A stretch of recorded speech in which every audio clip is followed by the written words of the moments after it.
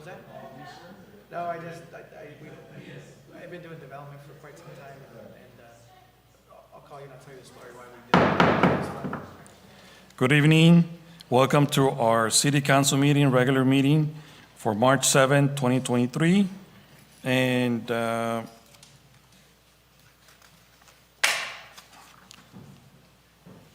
we please stand for our Pledge of Allegiance? Ready, begin.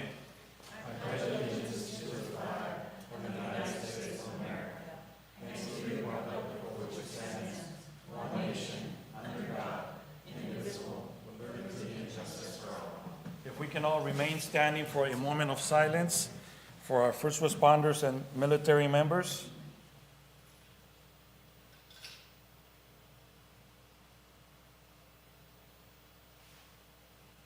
Thank you. Can we have a roll call, please? Roll call, Councilmember Roth, Councilmember Mann, Present. Councilmember Soto, Present. Mayor Pro Tem Samra, Present. Mayor Moran. Present. For the record, Councilmember Roth is not in attendance. Thank you. Closed session announcements. Direction was given to staff, nothing to report. Council, are there any changes to the agenda? Yes, Mr. Mayor. Item number 6, I'd like to move that to the next meeting because one of our council members is not in attendance. Huh? Yeah, one of our council members is not in attendance, so I'd like to, with the council's permission, move it to the next meeting, please. Council, what's your opinion? Good call. Okay, so we're moving item number 6 to the next council meeting. Anything else? Okay, so should we have just like a first and a second, or? Yeah. So we have, could I have a motion, please? I'll make the motion. I'll second. So we have a first and a second. Roll call, please. Roll call, Councilmember Mann, Yes. Councilmember Soto, Yes. Mayor Pro Tem Samra, Yes. Mayor Moran. Yes. Motion approved by a vote of 4-0. Okay, anything else in regards to the agenda?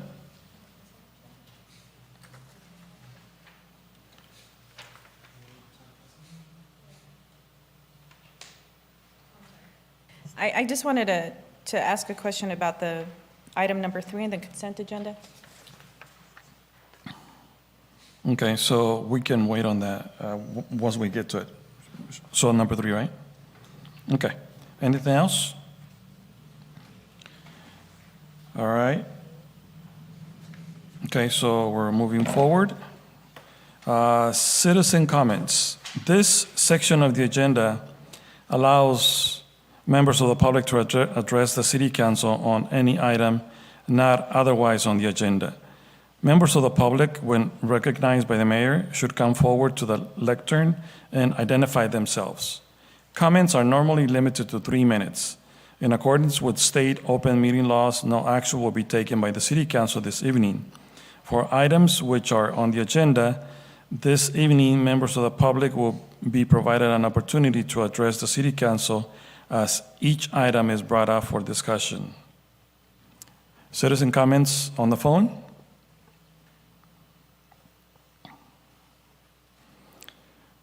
Citizen comments here in the chamber?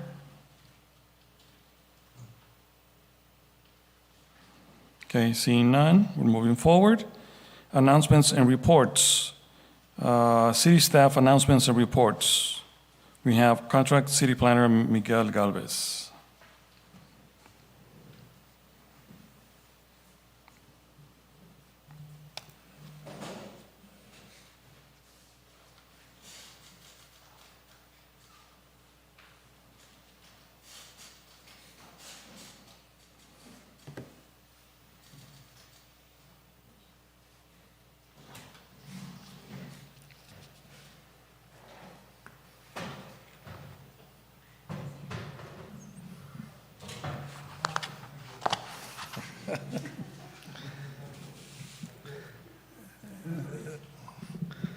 Thank you.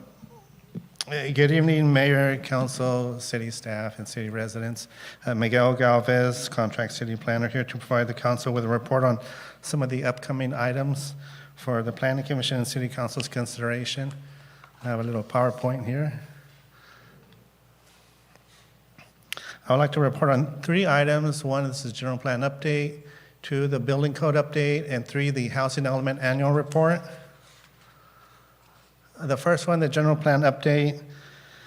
The 2040 general plan update, as you know, after the January 24th Joint Planning Commission and City Council workshop, the city's consultant, Mintier Harnish, provided a general workshop.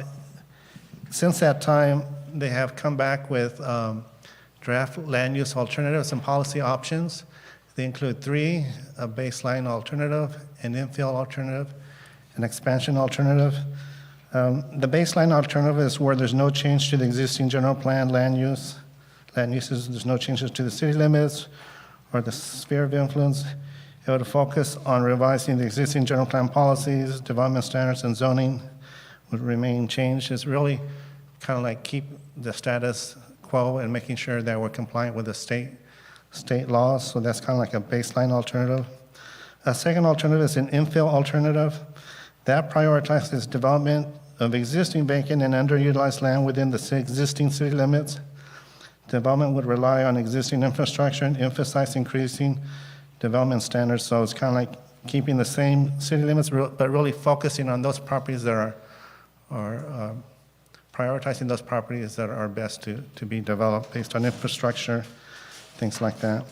The last option, alternative I should say, is an expansion alternative. That includes annexation of key areas on the fringe of the city limits.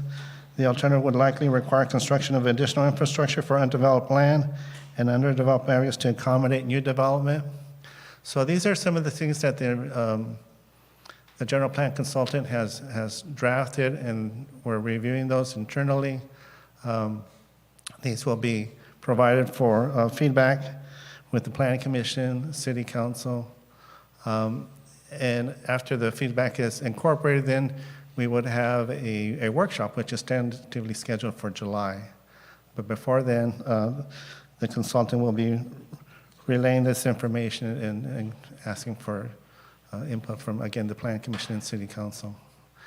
And so the process remains on schedule, but I just want to alert you that these are some of the things that are coming up next. On the building code update, as you may know, the state of California adopts the building codes. It's called the set of Code of Regulations, Title 24, the Health and Safety Code sections. They update these generally every 3 years, and so they recently adopted the 2022, which became effective January 1st, 2023. The city is required to adopt and enforce the updated building codes, so an item will be coming to the City Council to make that happen.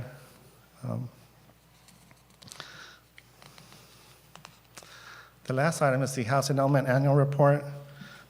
As you know, the city has a housing element, and the housing element is usually a 5 to 8 year process. And each year we are required to report to the State Department of Housing and Community Development, as well as the Office of Planning and Research, the amount of development that's taking place in the city in terms of housing development, and of that housing development, which housing has been built that can be targeted or housed of the various income groups in our community, whether it's low income, very low, and things like that.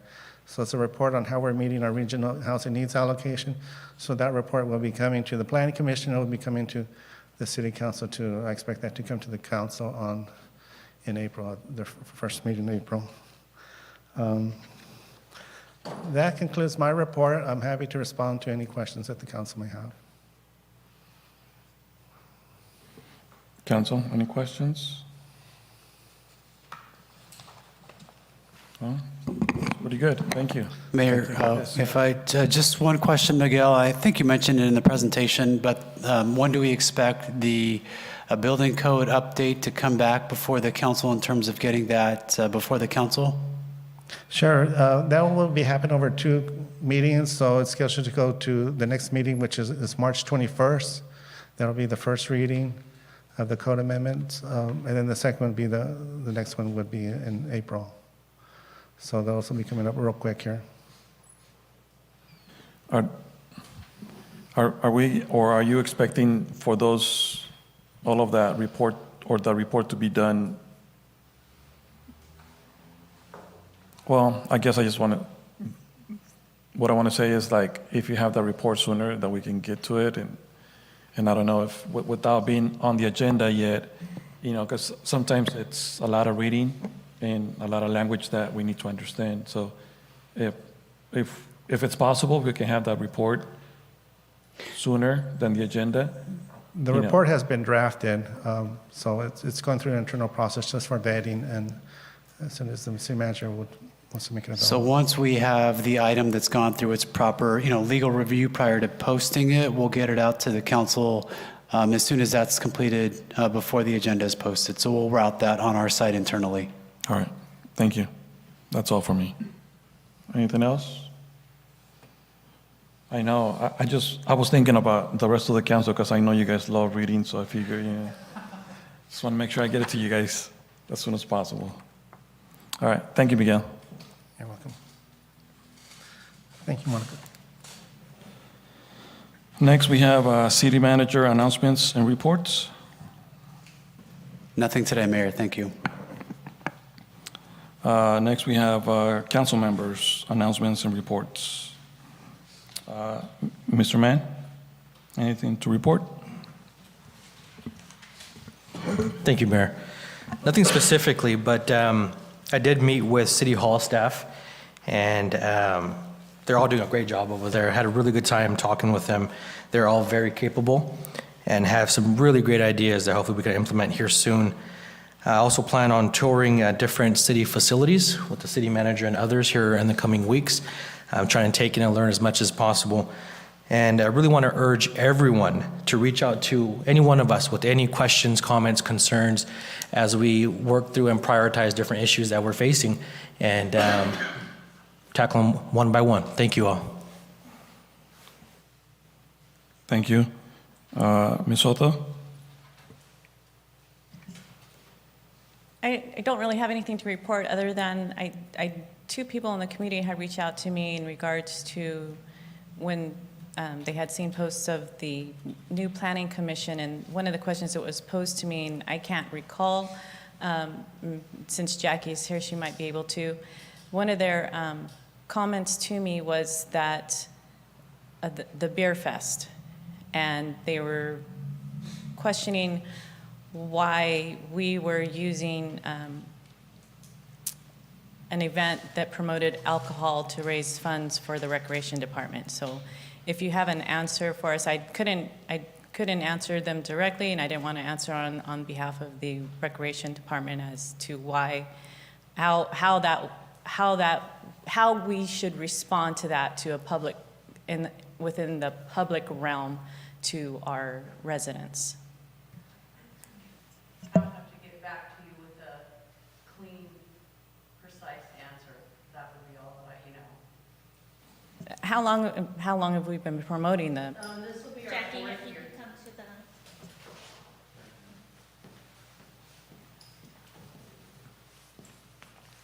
the... This will be our fourth year, and it was a decision made by all those on the council. I can ask them for goals and objectives and what their reasoning would be, and that, that a couple of people from the community were not happy with it. I mean, I really don't have an answer other than that. The other thing too, and we're gearing up for this, for an event that's potentially going to happen for the 4th of July. And that's certainly something that we can request council direction on if that's something that the council would like to allow or not allow. And we can certainly prepare that for that presentation, which is, we're queuing up for the second meeting in March. Thank you. And then as far as the report, I too am going to be touring city facilities with some staff as well. Looking forward to that. And That's about it. Thank you. Mayor Pro Tem? Thank you, Mr. Mayor. For me, I have nothing tonight. Thank you. All right. Okay, so thank you for that. Next, we have mayor's announcements and reports. I have a very short list today. Last month, on the 23rd, I am the recreation liaison from the council. They had very nice conversations. Well, and actually, the first thing that happened that night was the introduction of the new commissioners. Very exciting. And what I noticed was that they were very energetic, great. So they had a lot of ideas. So welcome to the new commissioners.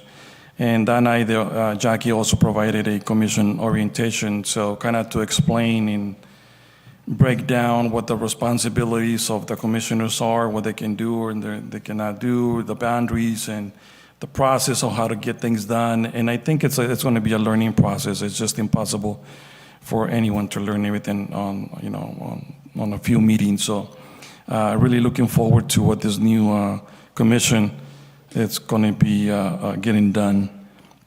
Also, there was a conversation about the color run. There was discussion and updates.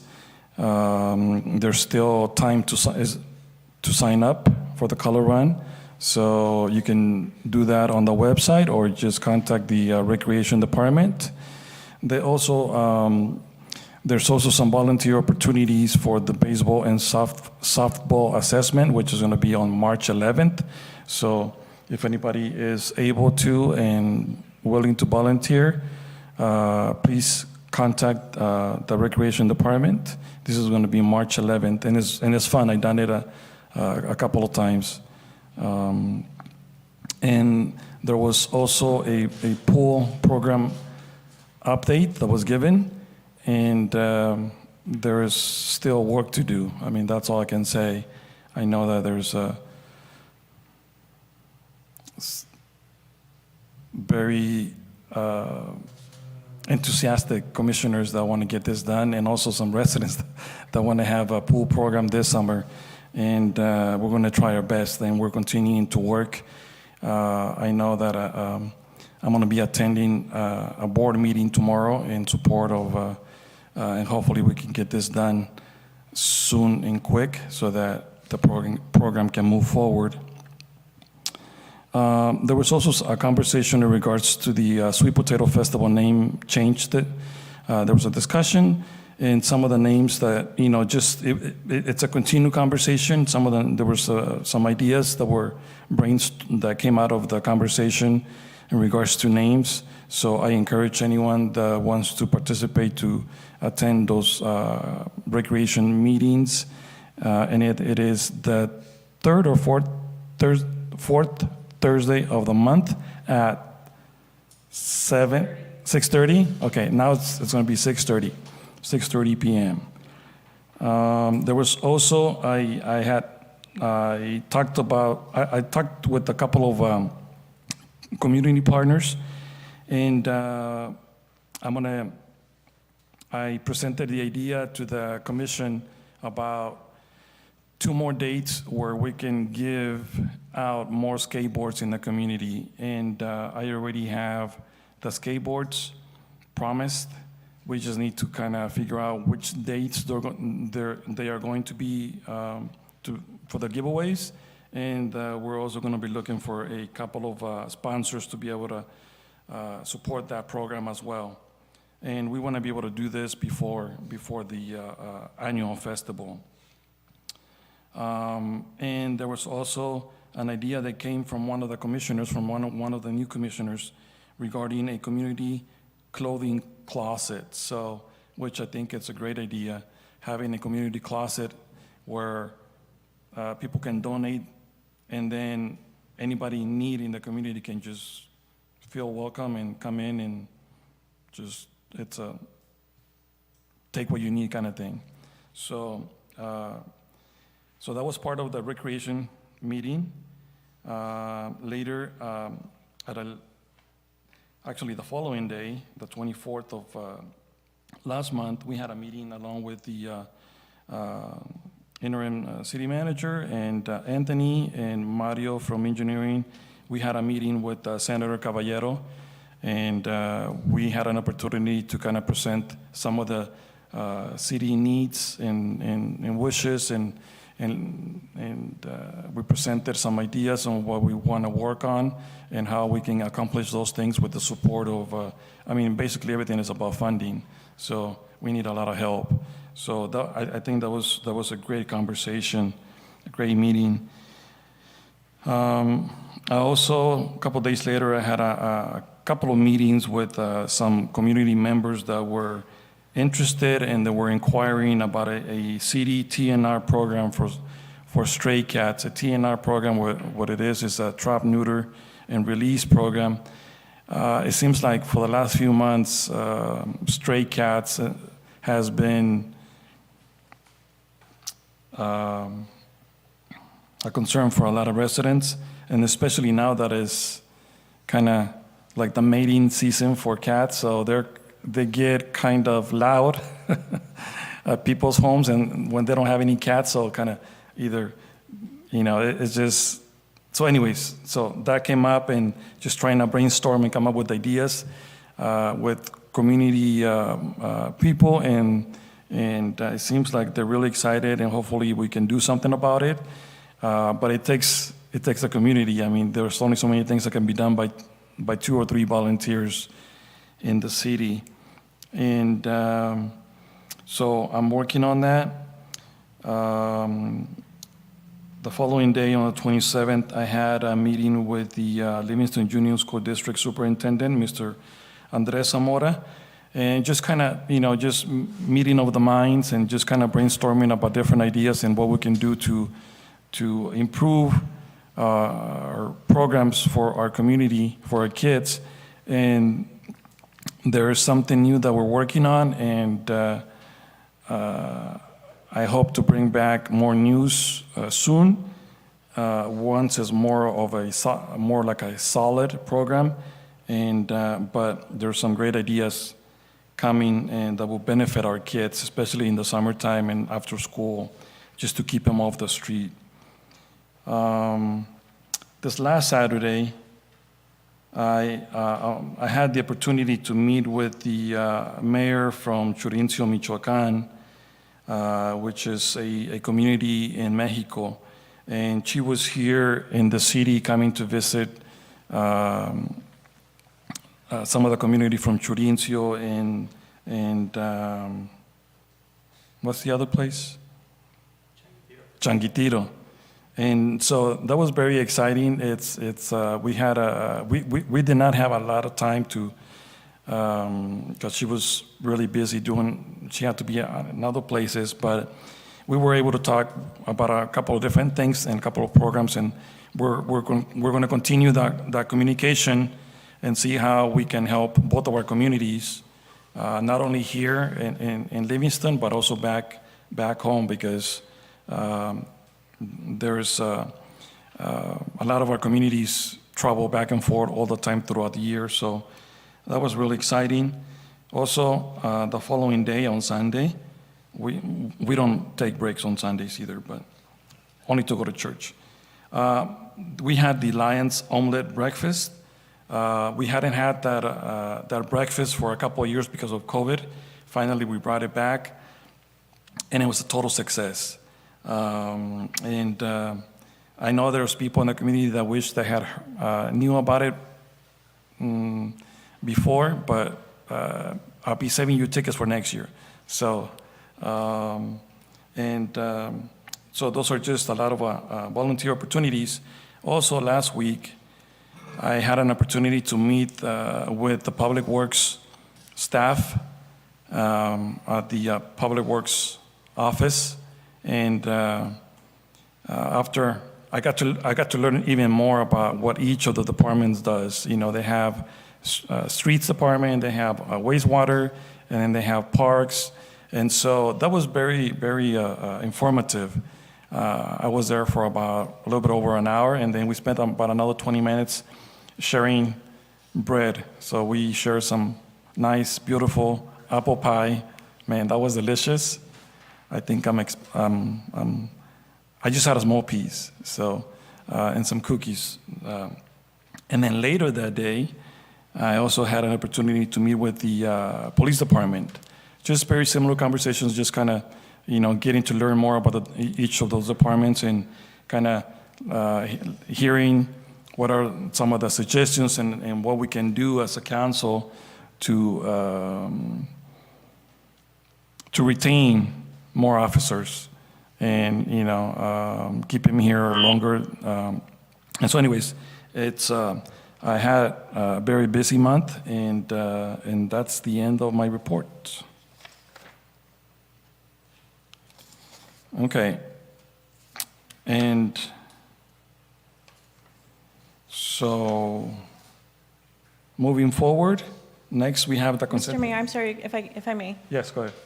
Seeing you called out Public Works, the banners that are downtown, I was wondering where the rest of them were. And also that I know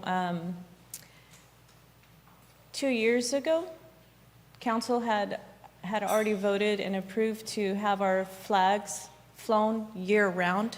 So that would be something that I would want to bring up again, because I know that they were taken down after the President's holiday, but they need to be flown year-round, and I know that that was voted on and approved. So I know that they're somewhere in safekeeping, I'm hoping, after everything was taken down from the Centennial. Just want to inquire on that. Thank you. Yeah, we'll follow up with the staff and give the council an update on all of those items, Councilmember. Sure. Anything else before we move on? All right, thank you. So next we have the consent agenda. Items on the consent agenda, on the consent calendar, are considered routine and non-controversial and will be enacted by one vote unless separate action is requested by the city manager or city council member. There will be no separate discussion on these items unless members of the city council or city manager request that specific items be removed. Council, so I know that Councilmember Soto, you had a question about item number 3. Is that something you want to ask now, or just keep it as a separate item? I can ask it now, but I like this fact, but I was wondering if in the same, I know this is a separate contract, but I was wondering, and city manager, interim city manager had mentioned that they were discussing the 4th of July, and I didn't know that. So my question was, if we were in contact with this company, Midway Amusements, that we could sweeten the deal by bringing back our 4th of July event, because I know a lot of people in the community want that back. So, and I've already been in contact with Midway. They're not available, but in the future, because I know that this is a 2-year approval for 24, that maybe we might be able to retain them for 2 different events, but that would be a different discussion. But since we are in contact with Midway and they sound really positive and want to keep a partnership with us. I know Paul Maurer was really good with us as well in the past events. So if I could just be up to date on that. Other than that, that was just my question, to see if it were possible to inquire about another opportunity to use this vendor in the future. So great question, Councilmember. And one of the things that Jackie's been spearheading, really being proactive, is formulating a potential concept for a 4th of July event. We will be bringing forward a discussion at the next meeting to get council direction as to whether it's something that the council would like us to move forward on. So very preliminary surface level information that we've gathered so far. Really, the next meeting will be about getting the direction from the council. Is this something, if this is something that the council wants the staff to move forward on. So that's something that we will be prepping for the second meeting in March, Councilmember. With that, I move to approve the consent agenda. Thank you. I will second it. First and a second, roll call, please. Roll call. Councilmember Mann? Yes. Councilmember Soto? Yes. Mayor Pro Tem Samra? Mayor Moran? Yes. Motion approved by a vote of 4-0. Before we move forward, if I may ask everyone in the council or anyone speaking, if you can speak into the mic to make sure that it's loud and clear on the video and in the recording. I would appreciate it. Thank you. Next we have, yes, okay, before we move forward, any public comment on the, any items on the consent agenda on the phone? Any public comment?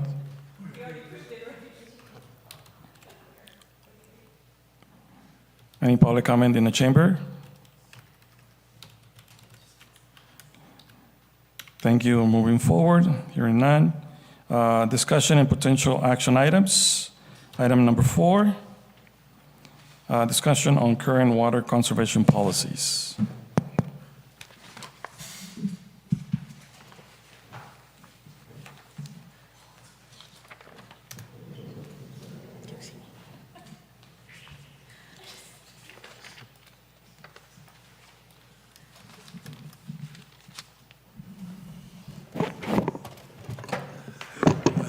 Hey, There you go, Anthony, much better.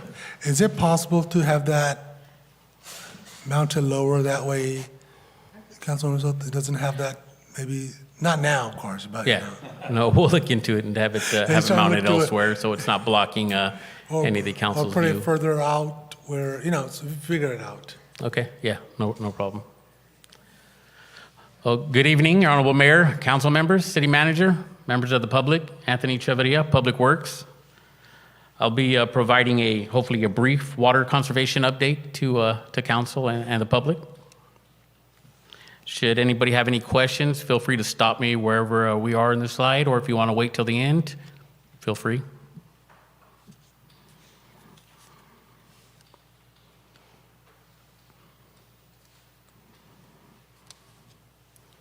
So a little bit of background. Council adopted Resolution 2014-1 on February 21st, 2014, in a response to Governor Brown issuing a proclamation and declaring a state of emergency for California due to severe drought conditions. As you see, the penalties were a little different during that first resolution. The first penalty was $25 for the first violation, $50 for a second violation, and $100 for the third violation.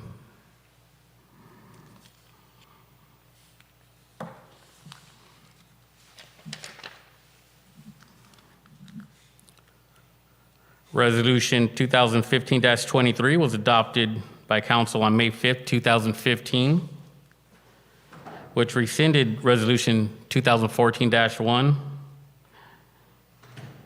And within the 2015 resolution, 2 days were allowed to irrigate. And no irrigating between 9 and 8 p.m. except for drip. No excessive water flow. And also Resolution 2015 also added an education to the public component. As you can see, the violation fee schedule changed as well. Please announce yourself. First one's a warning for the first violation, $50 for the second violation, $100 for the third violation, and $500 for the fourth violation within 12-month period.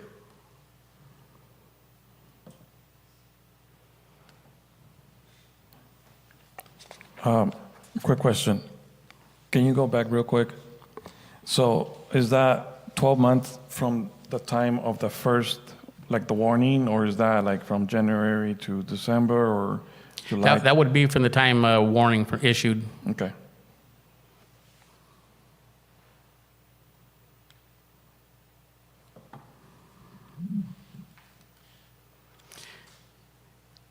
This slide is of our current watering schedule, conservation schedule. Here in this slide, we have existing information available to our residents. Staff will review, modify, and make available make available in various languages as specified in Resolution 2015-23, as we currently do. This resolution also serves as the backbone for our education and information for our community.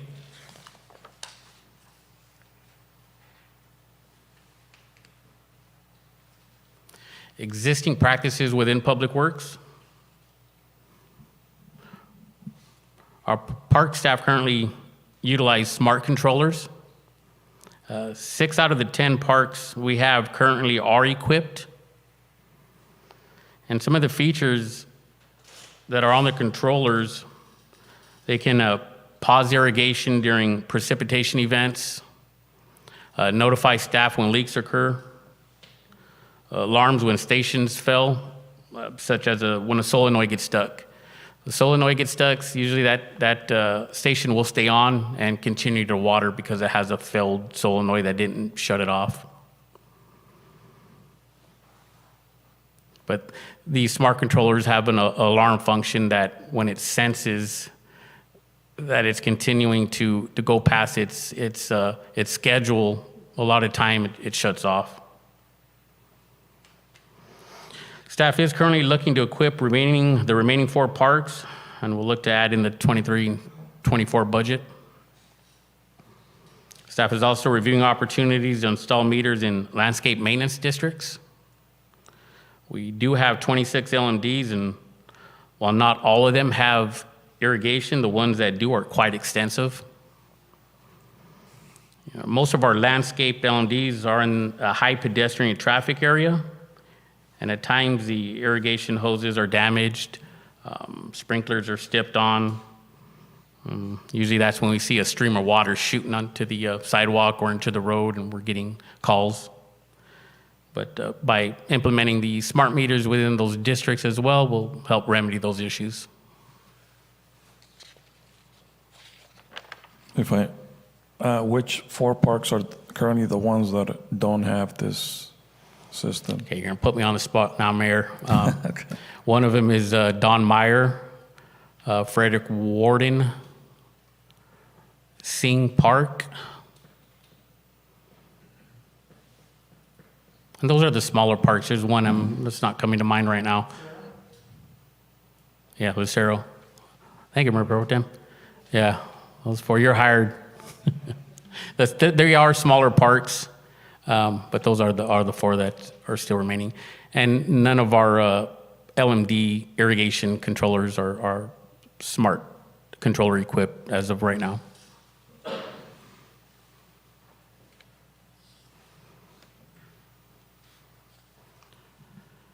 Future plans. So we're looking to promote conservation through education. We will continue to educate through mailers, banners, city website, social media, and video content. So we'll be looking for an actor to film a conservation video. So if anybody on council wants to volunteer, please feel free to reach out. Plan full implementation of smart meter controllers.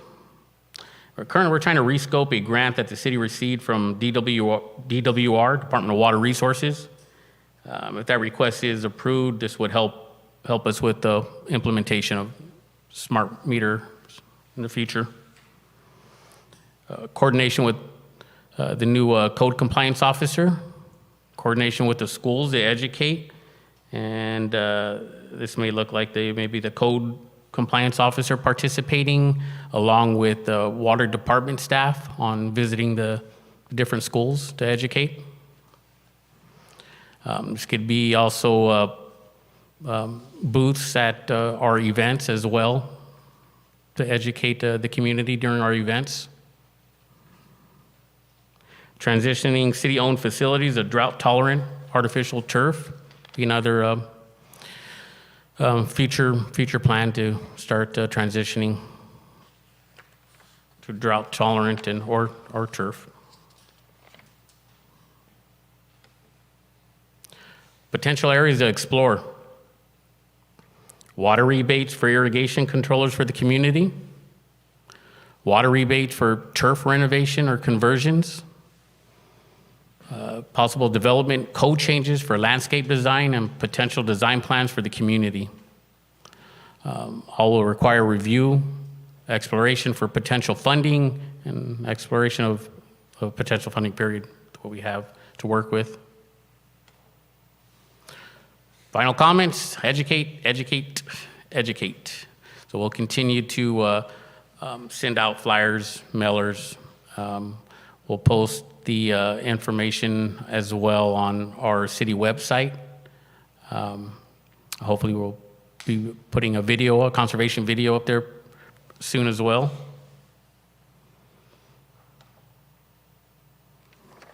Any council feedback?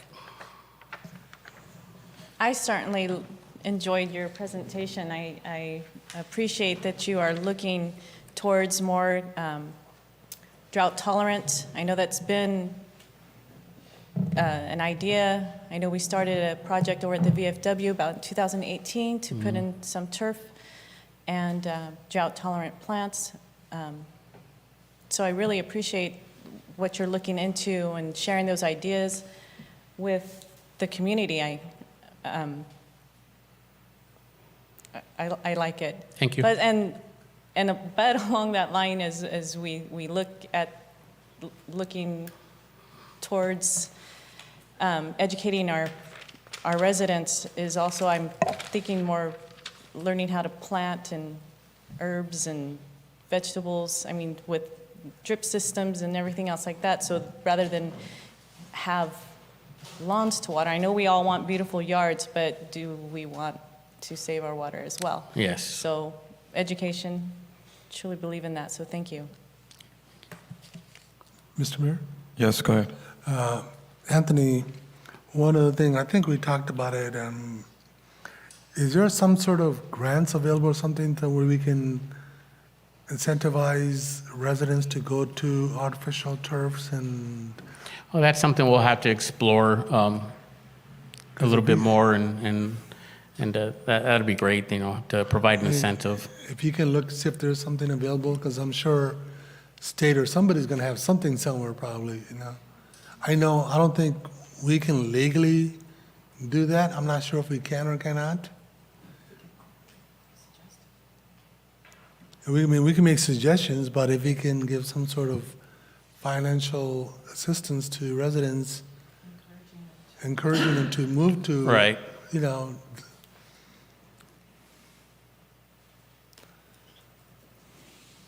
That's it, Mr. Mayor.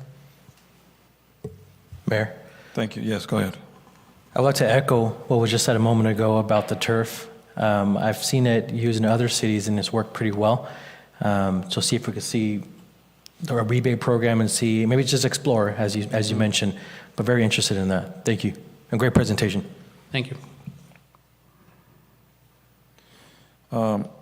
So can you go back to the last and most updated ordinance? And I think that's the one. So what type of citations are these? Are they like, so who's out there able to monitor, and who can give those citations to the residents? I believe the way that this was being monitored early on was by the Public Works Department, primarily the Water Department, and the Police Department. I've seen documents at Public Works where most of the citations were being delivered via PD, by PD personnel, and some were from Public Works as well. But there was very few violations. I mean, the majority of them were education, education, education. And so who or where do people call when, like, let's say there's, like concern about a leak, or sometimes, it does happen when somebody's watering for too long. Sometimes that they don't have the meter or the timer, and it can, the water can just be running. we encourage residents to call Public Works. They could call City Hall. City Hall will direct them to Public Works and to notify, even if it's not them. If they see water running down the street, we encourage them to call it in. And we'll send staff, we'll dispatch staff out to investigate. Sometimes we're knocking on the door of the neighbor or down the street and letting them know that you got your sprinklers on, or, oh, we didn't know, but educating them. And we do at times offer to, they need a little bit of assistance on helping program some of the timers. Some people don't know how to program timers. And what about after hours and on the weekends? After hours will be at the police department. So all after hours calls would be sent to dispatch to the non-emergency number. Yeah, non-emergency number to PD, and they will call standby staff out to respond accordingly. And we got 2 standbys, one for water and wastewater and one for general maintenance like parks and streets. And for instance, if someone, because I don't get this a lot, but I had people call me in the past and like, well, this is going on here, but I don't want no one to know because, I don't want to, if it's a neighbor or someone down the street, can they do that? Yeah, they're more than welcome to be an anonymous caller, especially if it's their neighbor. We don't want to cause any conflict between neighbors or issue, but we will still investigate and do our due diligence as well. And then it's not like you are out there and like saying, oh, yeah, somebody, you're never called. Yes. So they want to be kept confidential. Yeah. We can keep it confidential. If not, just call me again. That's fine. I'll forward it. Okay. I know that the city of, like for instance, as an example, the city of Modesto currently has a program for lawn replacement, and I think it's self-funded. But I'm still. Is there that you know of? Are there any other ways other than being city funded, like maybe a water district grant or anything like that? No, but we will do some research, and but I think most of these are going to be self-funded programs that are in place right now. Okay. And then, so irrigation is only 2 days per week. No irrigation between 9 a.m. and 6 p.m.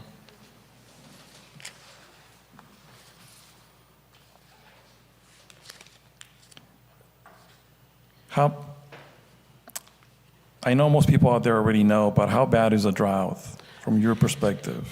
And is this really going to help? Everybody doing their part's going to help. Not just one person, not just one park. It's going to be a community as a whole to participate and pitch in to help. And not just community, it's going to be community after community after community to help. We've been in a drought for many, many, many years now. We've had a great precipitation year. We received a lot of water. We're receiving a lot of snowpack this year as well for our farmers. But that is not making a dent in our aquifer. We're going to need many, many, many years of precipitation events like we had this year. I know that I'm in favor of not wasting water because we need water, but also, and I heard this in the past, and I think you probably heard it too. But I think this is a good opportunity for council to be able to provide input. I'm going to be a resident here. It's like, well, you're asking us to recycle water and only water twice a day or twice a week, but you guys are watering the parks every day. What happened to that? Yeah, so that we'll have to have continued training for our staff to make sure that we're following the rules that we're asking our residents to follow. In return, that may look like yellow parks. That may look like browning of some of our parks. So you may receive calls from the public saying, hey, why is my park turning yellow? So goes both ways. But yes, we'll have to educate our staff, and as well as we're asking our residents to follow rules, we should be following them as well. So this is the opportunity where I really want to ask the council what, for all of us to provide input, because we're going to hear it. On one side, it's like, we want beautiful parks, and then on the other side, we're not going to have beautiful parks because they're. So I think this is a good opportunity to really provide feedback. Yeah, to me, there's a difference between park and your front or backyard. The number of people that utilize the park and put stress on the turf is different than what we have at home. I'm sure each and every one of us seen what Foster Sports Complex grass looks like after an event. A 3 or 4 day event, the turf is pretty much gone. Nothing left but a bunch of weeds. It's easier to manage it if nobody's using it. And I get their concerns that I can only water, but it's watering every day. But that's a difference. I think we need to have them understand that. I'm not saying that we should water every day, but I'm willing to bet, and we've done this in the past, you'll get a lot louder complaints when the grass goes dry. We will. And we've had this happen before. We have. I think maybe it's better for us and everybody involved to explain that because of the use, because of the wear and tear on the turf that we get by all these events, is the reason we have to do this. So, I don't know, Thank you. Anybody else? Ms. Soto? I know in the past, we've had citizens come and say, we pay our taxes, or if they're over towards Joseph Gallo, they're paying this amount of taxes and their park looks way different than the basin over there at Sing Park. Okay, so we have different residents that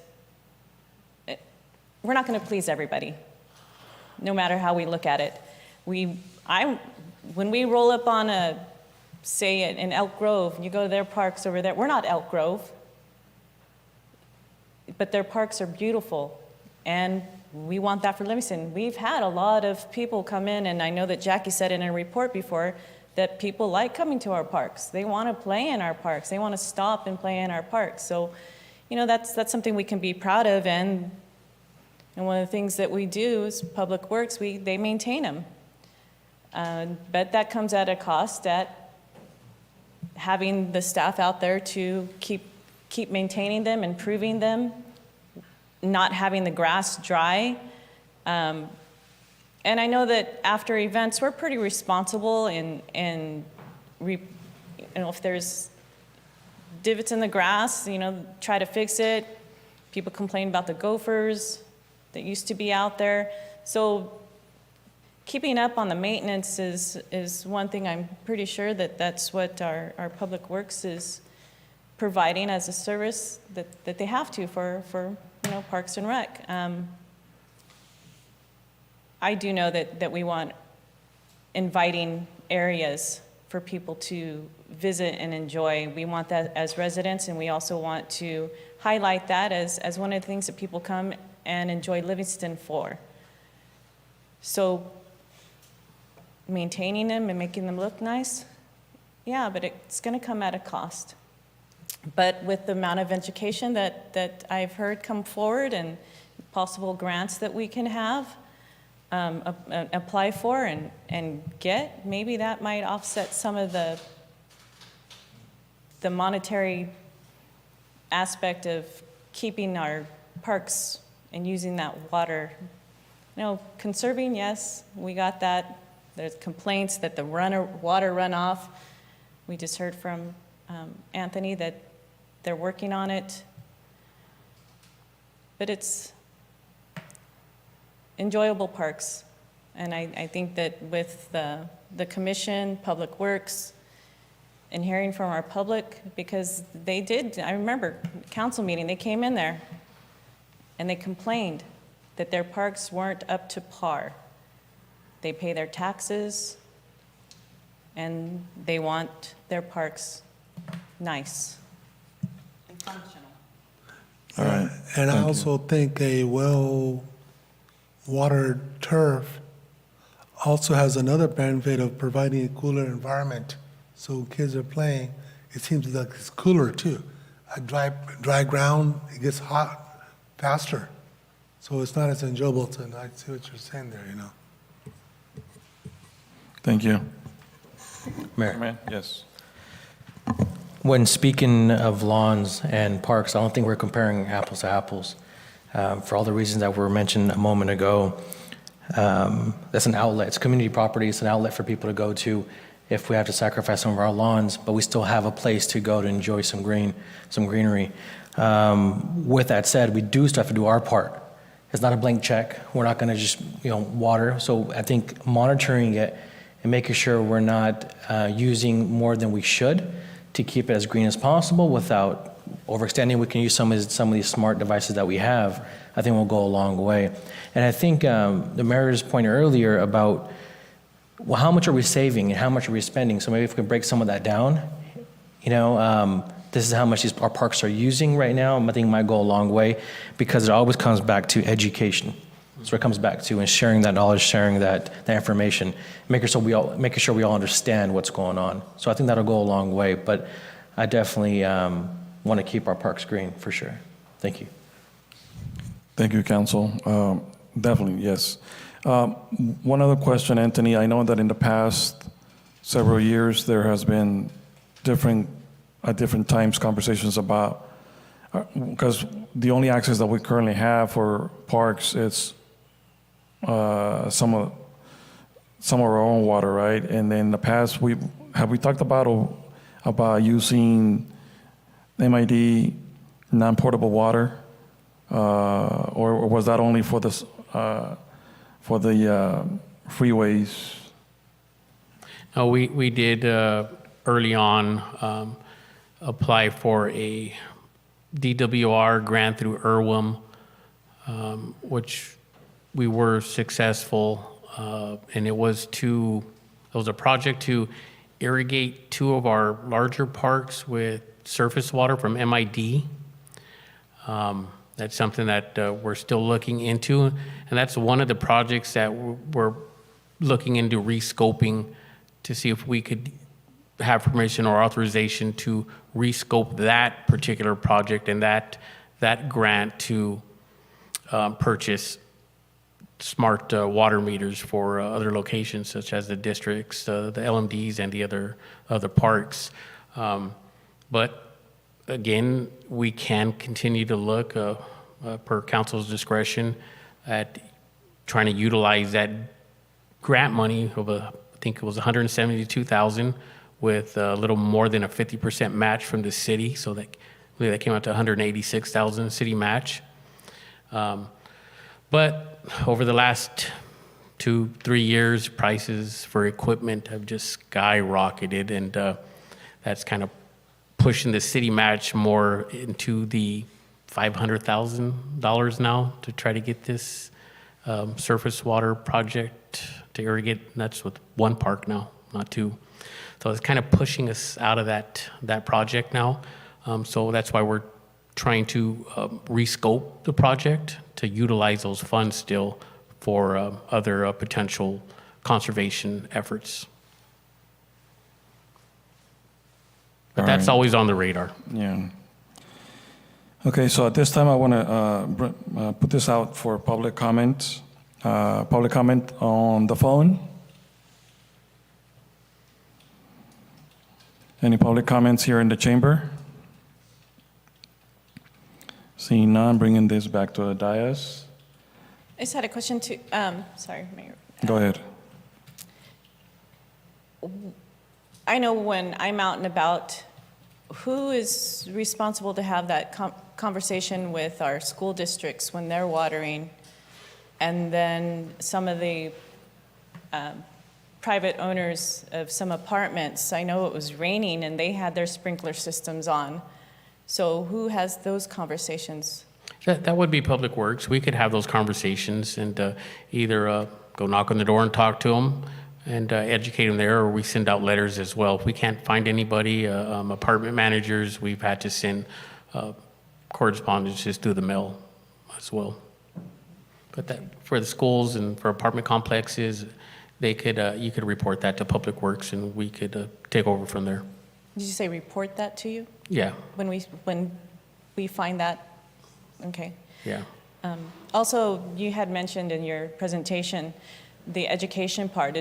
Are you including education like into the homes, like how to use? Well, right now we're still going to plan on sending flyers, mailers, pamphlets, trifolds to the residents through their mail. Maybe social media. I know recreation is pretty popular, and we're hoping to use social media as well. Our website as well, but that is still preliminary. But having the pop-ups and the school visits, I think, will go a long ways as well, and providing education to the different schools go a long way. Thank you. Mm-hmm. Any other questions? Any further discussion? All right, so this is not an action item, it's just a discussion, so does that give you, is there anything else? Good idea? No, council provided some great feedback and for other areas for staff to explore, and just thank you for the feedback. All right, I'm sorry, Mayor. yes, go ahead. Since we're talking water, this isn't the conservation part, but I wanted to follow up. I know we had this discussion, I don't know, a few years back about the drinking water. I know that there's still a machine right there in between Punjabi Sweets of Still Alex there? McCabe, his old, what are those? Is that called? water The dispenser? water dispenser, thank Yeah. you. The old water dispenser, and I know that I had asked about how much money that would cost to have that up and running, and you gave me some numbers, I don't remember, but I'm wanting, our public keeps wanting, well, we all want clean drinking water.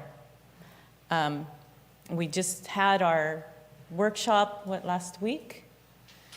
So I wanted to follow up on that item to see how we can get that functional, if that's even possible, before the council. And then also I wanted to find out about a memorial park that's a commercial kitchen. So that's clean, that's water available to us as well, right? Say that last part again. The memorial park, Mm-hmm. that it's commercial kitchen? Yeah, it has a commercial kitchen, Jackie? It has commercial kitchen qualities. It's not certified through the health department. Okay. Okay. So one of the ideas that I'm thinking is that if it had the capabilities to serve the public at a public park for clean drinking water, then that should be shared. Maybe that could be part of the direction in future agenda items? That's fine. All right, thank you. Anything else? All right, thank you, Anthony. Next, we have item number 5, discussion and direction on waiving underground utilities requirements. Mr. Lopez? Thank you, Mayor. So this item is purely to get direction from the council related to this specific item. I really want to highlight and acknowledge the engineering team as well as the planning team for really bringing this up for my attention. And the purpose of this conversation is really to get feedback and direction from the council. Based on the municipal code, there are only certain very limited exemptions for the waiving of utility poles and the requirement to underground utility lines. One of the things in talking to engineering and planning is that in order to help facilitate economic development in some of these infill properties, we have identified a potential obstacle that may get in the way of developing certain infill properties. So some of the items that the council may want to talk about, and it's completely up to the council, is really, some of those instances where the council may seek to exempt projects from the undergrounding requirements.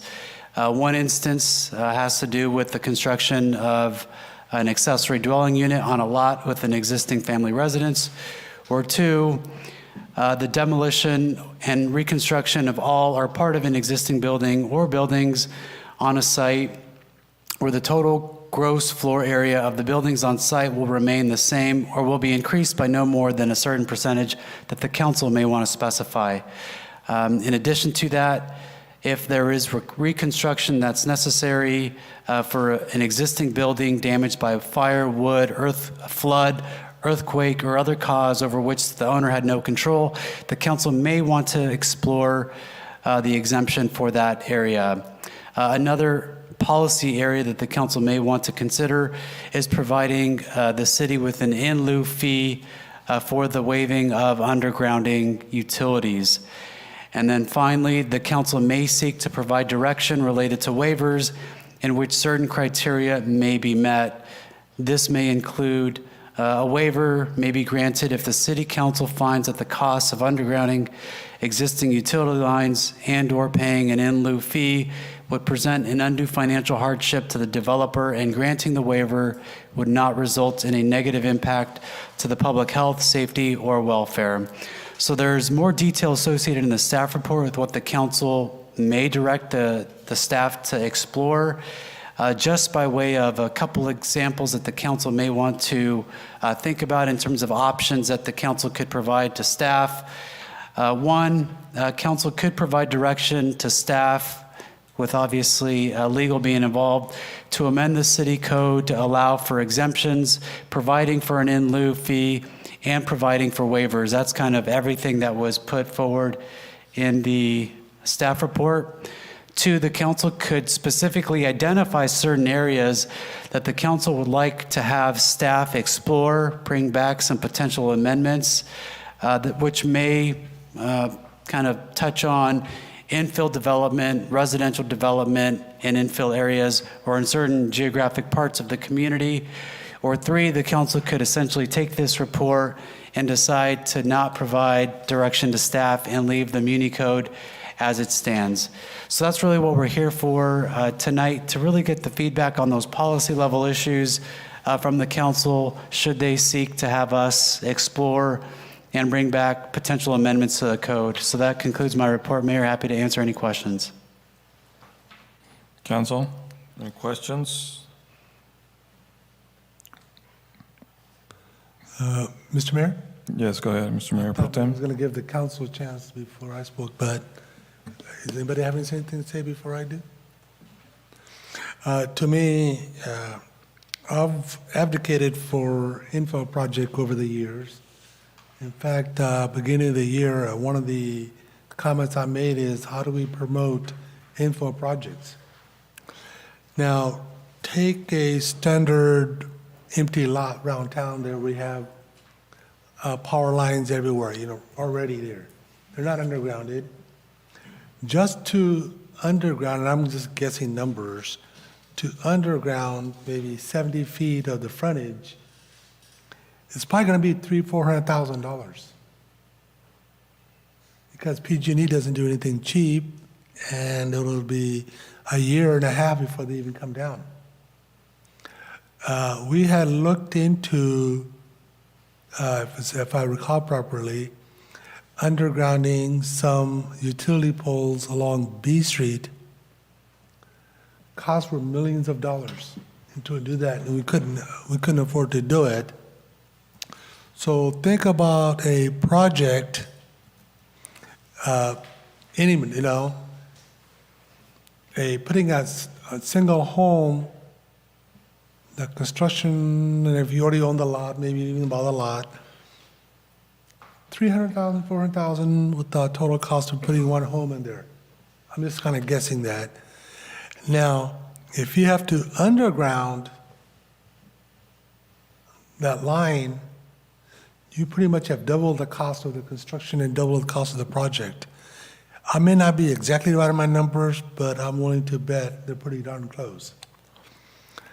And if you do force this on somebody to say you have to underground it, and that's what we require right now, it's not like they're going to underground the entire street. It would be just their frontage, whatever they have. And some of our parts of the town that have already been built out, how long before somebody else does it, and so it doesn't serve a point going there and then all of a sudden one pole disappears, even if that serves no purpose. Because sometimes PG&E poles can be within, there's nobody in a pole there, it'll be somewhere off of the property, I think it's just a unbearable cost. And I wouldn't be surprised if this is even actually keeping folks from remodeling or doing anything to their existing homes because they know this is going to trigger that. So we're also holding people back from remodeling or building too. I would, I'll have word for the council, but I think what we should do, in my suggestion, my idea is, identify some of our older areas of the town where we do have infill projects that can be used, and then just target certain areas. There's no way we need to do this where we're going to have large projects. A subdivision should be able to do that and afford it. A single home, no way. So my suggestion is, this will be a great project for planning everybody to building everybody to get together and send it to planning to hash it out, come with a geographical map of where we can provide exemptions. And then also we should also allow for a destruction of a dwelling that's outside of the homeowner's control. A earthquake or what? Huh? I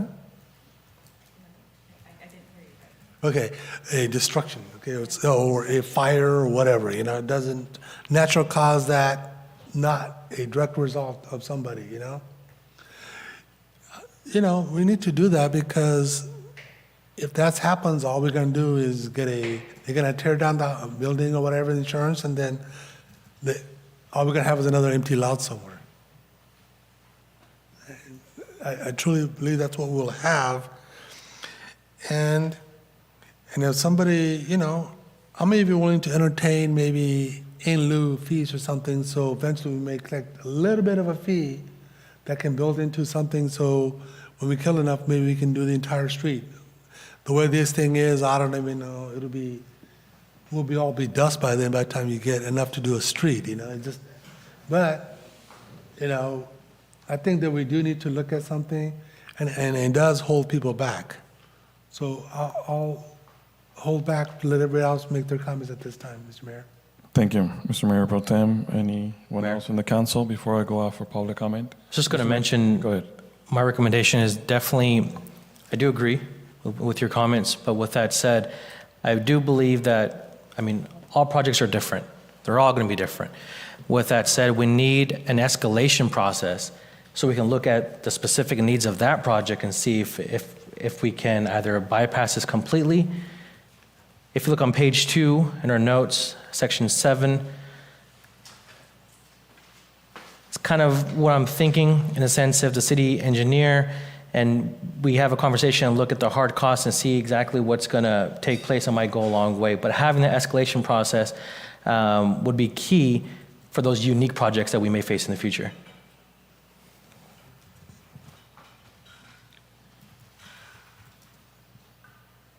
Thank you. So I agree, we should have something coming back to us with more information and probably like different scenarios where we can kind of, it could help us visualize and better understand what we would be looking at just in case, and also like what would be the actual cost, or at least approximate, just kind of like a round figure, because that $300,000-$400,000 is pretty scary. But I think that if we come back with approximate cost, it will give us a really good idea just to be able to help us make a better decision. Do we have an idea on, like, for instance, I'm not going to hold you to it, but do you have an idea on cost to, like, for instance, the other day I drove by an empty lot, and it's, it makes sense to not have the requirement of undergrounding just for that one lot, because everybody else has, lines overhead. But what would the cost be just for the one person, for the one lot? Yeah, Mr. Mayor, I think he's referring to a standard older part of town is usually a 70-foot frontage, I believe, approximately. What do you think it will be cost to underground a 70-foot frontage, approximately?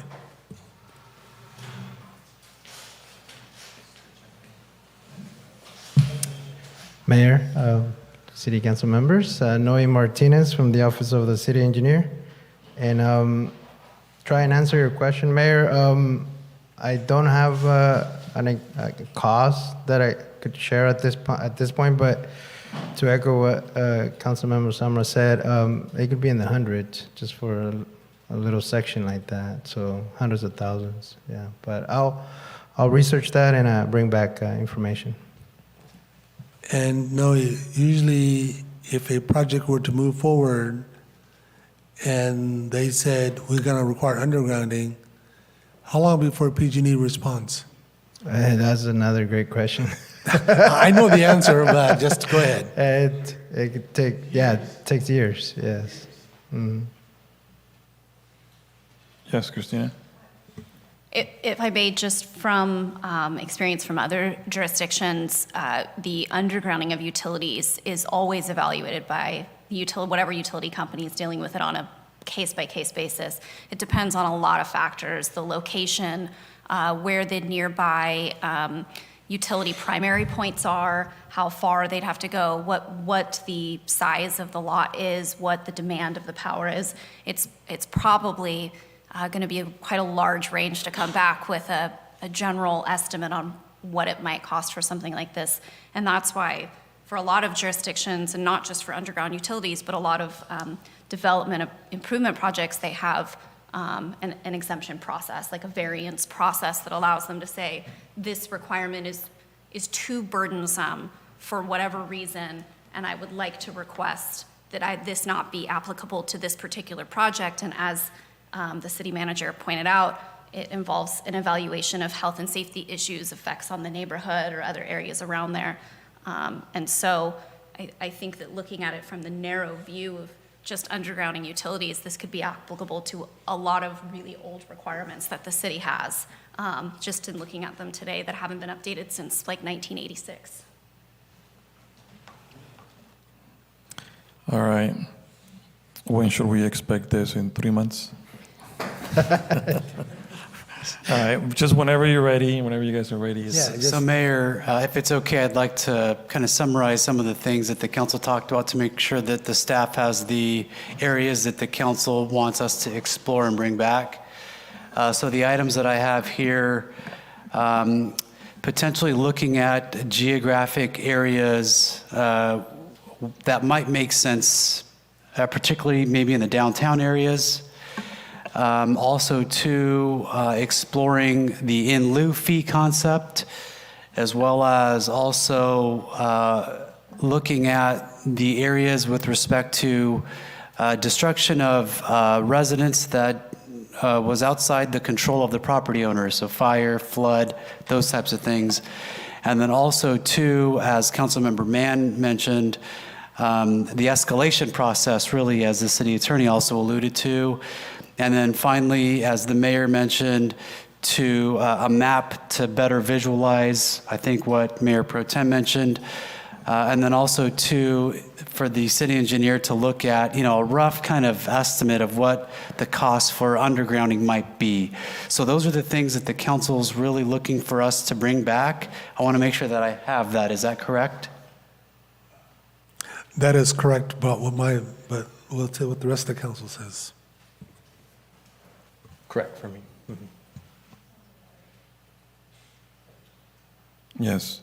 So I'd like to give an opportunity to go out for public comment in regards to this item. Any comments on the phone?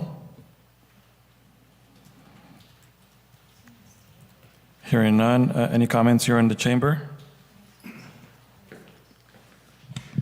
Good evening, Diego Castillo. So just to give you some, I guess, feedback, we've been developing and doing some infill stuff here for a little over a decade. And City of Livingston, unlike, as well as other cities around the valley, they actually go on a case-by-case basis. So even though your code says you have to underground, I've done a few infill lots here, and it's whatever's consistent in the neighborhood. So if all the neighborhood has overhead service, they approve with overhead. So it's not necessarily a requirement. So maybe that's just old code that hasn't been enforced. It just needs to update, but it hasn't been enforced. So if that makes you any happy, it hasn't been enforced, at least not lately. And probably it's update more, the code then. And it's more, I think that becomes more of an item that's usually required for newer subdivisions. So like on infill lots, up to now, we've done a few and it's never been required to underground if everybody else in that neighborhood is overhead. And then ultimately, sometimes even if you want to underground, it's ultimately up to the utility company to say if that's an option. And that usually, the cost for whether you underground or overhead varies greatly, like if there's a transformer needed, depending on the load, depending if you're PG&E, if you're TID, MID. And if you're with PG&E, you're a minimum a year out before you get any response from them. So it's That's just a response. That's not doing the actual work. No. That's just for them to, like, you start the application today, you're lucky you get a response in a year. That's why some of these projects take a while to get off the ground. So it's probably something you do want to update, but my experience has been you guys having on infill lots, like let's say I do an infill single family or small project. If all the neighbors have overhead service, we've been allowed to do overhead service, and that's pretty consistent with other cities here in the valley. There's only one utility company that will make you underground the service, but that's not even the city's request. It's the utility company that's requiring it.